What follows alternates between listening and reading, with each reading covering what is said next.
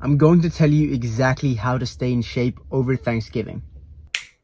So, just like with everything else that I do, I'm going to start off by telling you how not to go about this because intelligence is a lot easier to achieve when you avoid stupidity altogether.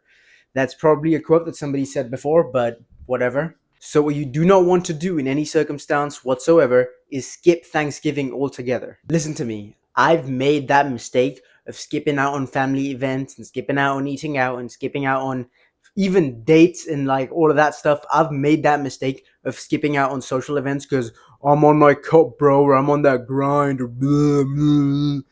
Do not do that. I made a mistake. I don't regret that mistake because it made me into who I am, and that's why I can tell you what not to do today. I made that mistake of skipping out on dates, skipping out on family events because I was trying to get in shape. It's not worth it. One little day when you're in a caloric surplus or you eat more than you're supposed to isn't going to kill you. You're going to be fine.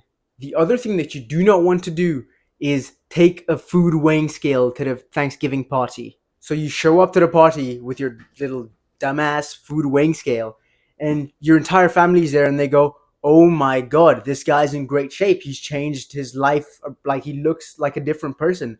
Why did we hate him so much?" And then you pull out your dumbass little food weighing scale out of your pocket or your backpack or wherever the fuck it is, and then they go, "Oh yeah, that's why we hate him because he's a loser. He's brought a food weighing scale to the Thanksgiving party." Bro, come on, come on. The third thing that you do not want to do for Thanksgiving is be picky with your food and be careful with what you eat at Thanksgiving. Remember, this only happens once every year, and we'll have Christmas and everything, but do not, I repeat, bro, do not be that guy who's out there like, I'm not gonna take the fries, I'll just have some green beans for Thanksgiving.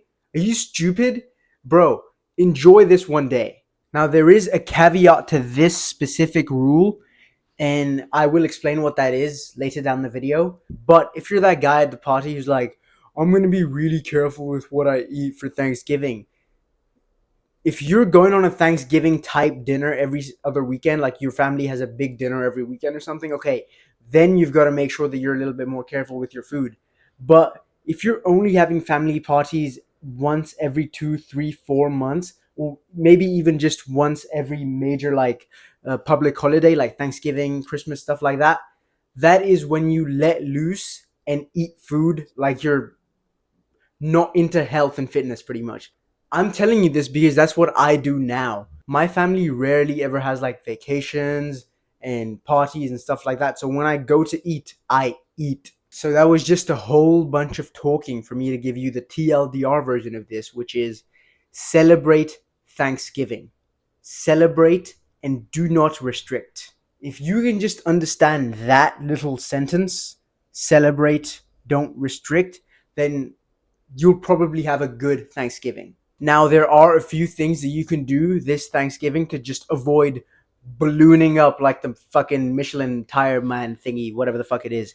And the first and most important thing probably is movement. Now, I do not want you to take this as your sign to go be David Goggins over the Thanksgiving break. I don't want you to go run 20, 30, 40 miles or push iron in the gym for hours whilst your family is inside watching the rerun for Friends or whatever the fuck it is that they watch. But I want you to just try to move a little bit more over Thanksgiving. Now, what does that mean? It can be something as simple as going out for walks with your family, going out for walks with your cousin, walking around the family house, walking around the family property, wherever it is that you're celebrating Thanksgiving. Try to just walk, and that's all I want you to do. Monitor your steps and try to hit 10K. I want you to do it very passively. Don't try to go on walks and just by yourself and try to get your steps in. Go out on walks with people. Make it a social event. Hey, mom, dad, auntie, uncle, cousin one, cousin two, cousin three. Cause I've got like 37 cousins apparently that I don't even know about because I'm brown. But get all of them and you can all go out on a walk and it's going to be completely fine. You'll get so many steps in and you won't even realize because you're having conversations with people and you're socializing.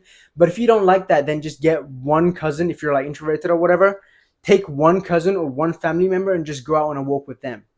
But my point is just move a little bit because a little bit of movement is going to go a long way when you're stuffing yourself with food. Now, the second thing that you can do to stay fit over the Thanksgiving break is it's a sticky situation because the second thing is avoid liquid calories as much as you can. Now, I'm not saying don't have a beer with your friends, don't have some vodka with your friends if that's what you want to do. I don't drink, so this isn't really a problem for me at all.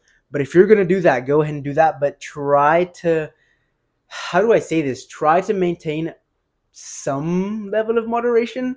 Don't just get shit faced every single day for the Thanksgiving break, because then you're probably not going to be fit. I'm just going to be honest with you. If you're going to get shit faced with beer every single day for the Thanksgiving break, which is how long? I don't know. For me, it's a week. If you get shit faced for 7 to 8 days straight, you're going to gain some weight. It's just the truth. But if you're listening to me and you're like, I don't give a shit what this guy says, I'm going to drink a lot of beer because I want to, then try to avoid other forms of liquid calories, whether that be soda or milkshakes or whatever it may be. What I'd recommend for that is to substitute soda out for diet soda. And if you're going to have the milkshake, then maybe avoid the 10 cookies after the milkshake. My point being is that you're going to have to practice moderation in one way or another. And I did say at the very beginning of the video that you're not supposed to be someone who's a picky eater. Yes, but also don't eat like an animal. The thing is, if you're just going to eat a lot of everything that's not going to fill you up, you're going to gain some weight. And gaining a little bit of weight is fine. 2 to 5 pounds is completely normal. Most of it's going to be water weight, anyways. But this is a massive culprit when it comes to gaining weight over the holidays. Liquid calories aren't good. So try to find low calorie alternatives if possible. If not, then just go for it and we'll deal with it afterwards. The third thing that you can do to stay fit over the Thanksgiving break is continue lifting. Now, the reason I said kind of continue lifting and not just continue lifting full stop is because I don't want you to lift for the same amount that you were lifting before. So say you've got a program that's got you training 3 to 4 hours a week. Over the Thanksgiving break, I don't want you to train more than 2 hours a week. Cut your volume in half and only do compound exercises at the gym. That's going to be your squatting, your bench pressing, your overhead pressing, your vertical pulls, your horizontal pulls. That's all you're going to do. Don't be in the gym doing 25 sets of bicep curls over the Thanksgiving break. You can do that afterwards. By the way, if you want me to write you a free program that's catered to your needs, send me a DM using the link in the description or the top comment. Now, the fourth thing that you can do, and now this is the thing that can allow for the most nuance, and that is what's your diet. So I still stick to what I said at the very beginning of the video, which is have fun, eat a whole bunch of food, and, just enjoy yourself. But here's what I've realized. There's some people that have multiple Thanksgiving parties and multiple Thanksgiving, dinners or whatever. Here's the thing. If you stuff yourself with food once, you can get away with it. But if you stuff yourself with food 5 days in a row, it's a different story. So if you know you've got to go to 5 different Thanksgiving dinners, then I'd recommend just watching your diet a little bit. Now, if the party that you're at has like a signature dish, I'd definitely recommend trying that out and having loads of that. But if you know your fucking maternal aunt's turkey is always a little overcooked, then avoid the turkey. Now, she makes great pie. Have the pie. Avoid the turkey, have the pie. On the other hand, your paternal auntie makes terrible pie, but her turkey is amazing. Avoid the pie, have the turkey. You get the gist. That's everything. Enjoy your Thanksgiving break. Have fun.